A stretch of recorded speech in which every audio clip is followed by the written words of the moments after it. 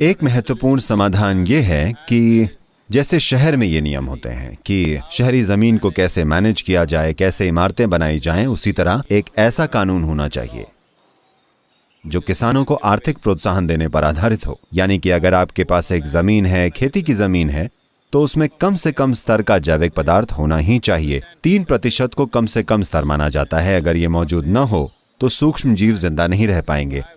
अगर सूक्ष्म जीव जिंदा नहीं रहते तो इस धरती पर जीवन भी जिंदा नहीं रह पाएगा।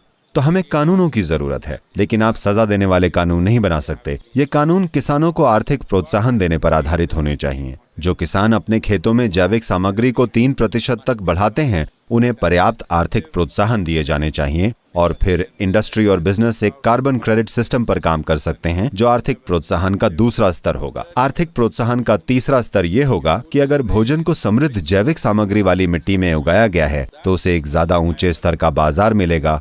That will create better nutrients for the people and better health and उससे लोगों को बेहतर पोषण मिलेगा, बेहतर सेहत मिलेगी और वे बीमारियों से दूर रहेंगे। और देश को अन्य दूसरे भी लाभ होंगे, क्योंकि लोग सेहतमंद और खुश होंगे जो ज्यादा क्रिएटिव और प्रोडक्टिव होंगे। तो आर्थिक प्रोत्साहन के इन 3 स्तरों को हमें COP15 में सामने लाना होगा और ये पक्का करना होगा कि ये केवल कोडिवर का हिस्सा न बने, बल्कि पूरी दुनिया का हिस्सा बने, ताकि किसानों को ये 3 फायदे मिलें। और एक बड़ी समस्या ये भी है कि आज बहुत सारे लोग खेती में नहीं जा रहे हैं, क्योंकि इसमें ज्यादा कमाई नहीं रही।